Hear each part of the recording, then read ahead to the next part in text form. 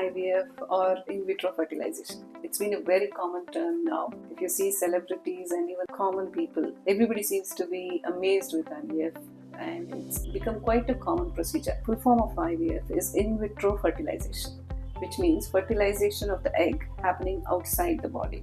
In vivo means inside and in vitro is outside. The first IVF baby was born in 1978 in the United Kingdom. The child's name is Louis Brown, who is almost 40 and above now. And after that, there have been millions of IVF conceptions and babies born till today. And it is known now beyond doubt that it's a very safe procedure and safe to the mother and the baby both.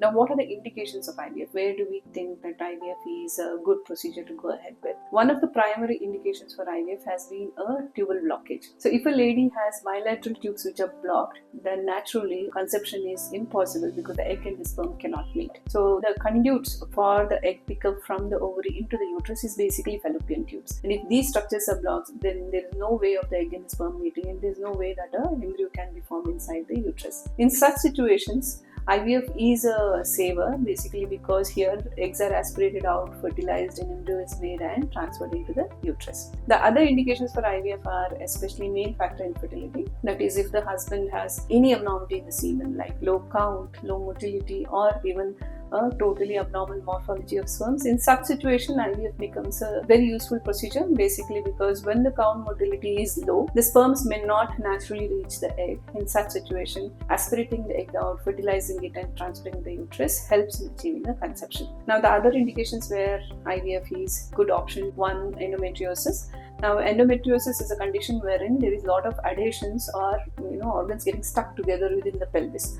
Now, especially stage 3 and 4 endometriosis, that is more advanced stage of endometriosis, IVF is the best option for conception. Whereas milder forms of endometriosis, if it's a stage 1 or 2, natural conceptions, IVF conceptions can still happen. Now, the other indications for IVF are genetic disorders. Say if there is a genetic disorder in the family which tends to get inherited onto the child, in such situations, IVF helps in making sure that we can create embryos outside the body, test the embryo so that the embryo is tested to be normal before the lady gets pregnant. Now, the other indications for IVF could be even polycystic ovarian syndrome, especially the resistant ones or more difficult ones.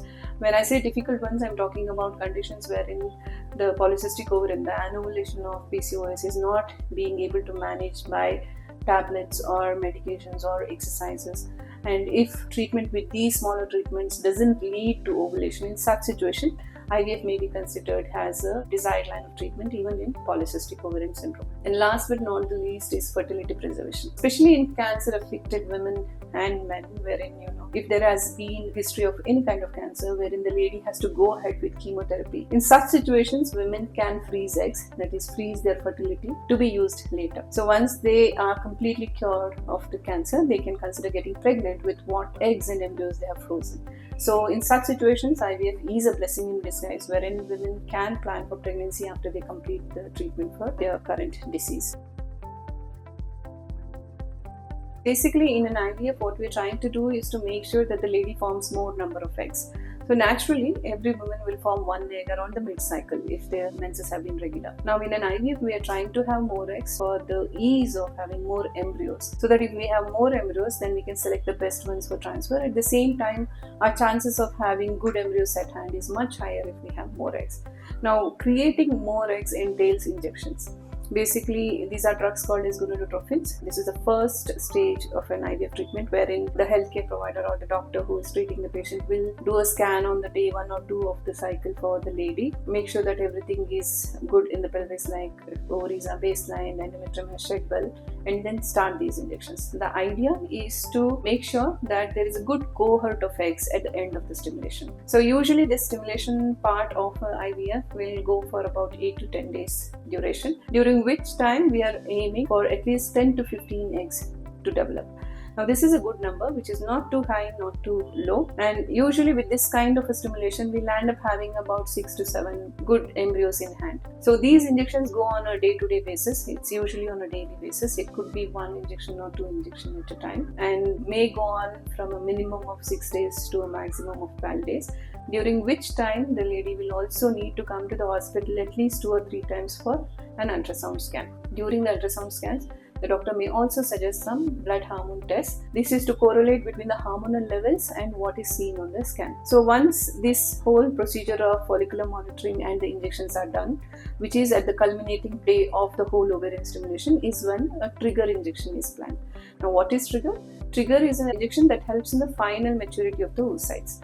Now when we give this trigger is usually it's during the midnight of the day of the last day of stimulation, and the egg collection or the ovum pickup happens approximately 36 to 37 hours from then. So this procedure called as ovum pickup is the only procedure which requires a daycare admission for the lady, wherein the doctor may decide for going ahead with anesthesia, or it could also be done under local anesthesia, wherein injections are given around the cervix to numb the pelvic area while doing the egg collection procedure. The egg collection or OPU happens as a transvaginal ultrasound guided procedure, wherein a fine needle is passed onto each follicle and the fluid within the follicle is aspirated out. When this fluid is examined under the microscope in the embryology lab, we find what is called as OCCs or oocyte cumulus complexes. Now these OCCs are all segregated together.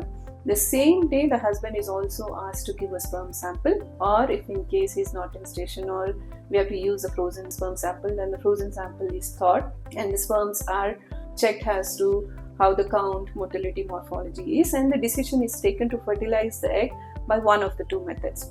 This could be a conventional insemination, wherein the eggs and the sperms are put together for natural fertilization, in which situation nature takes the call and the best sperm fertilizes the egg. Or it could be something called as an ICSI or intracytoplasmic sperm injection. Now this is a procedure wherein we select a sperm under the microscope, the most normal looking sperm, and then inject it into the egg, which is the intracytoplasmic sperm injection.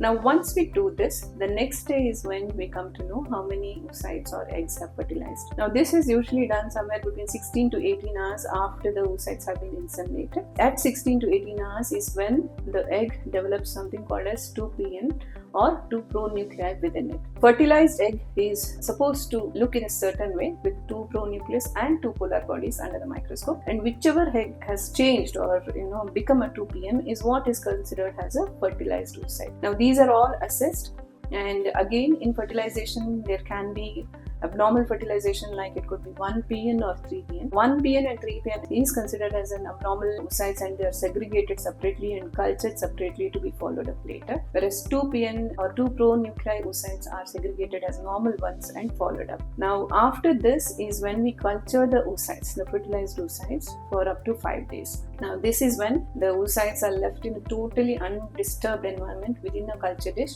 and in the ideal environment of something called as a triple gas incubator for them to continuously divide and develop into a blastocyst. Blastocyst is the stage which develops from the oocyte on the day 5 of life. So once the oocyte gets fertilized, it starts dividing. 1 cell egg becomes 2 cell, 4 cell, 8 cells, 16 cells. So there is exponential division, and eventually on the 5th day of life is when 100 to 150 celled embryo is developed, which is called as a blastocyst. On day 5 is when we actually grade the embryos. So again there is a prescribed norm which is called as Gardner's grading, wherein we grade the embryos as to grade A, grade B, and depending on the expansion from an expansion of 1 to number 5. So number 5 is the most expanded blastocyst and number 1 is something which is just developing blastocyst.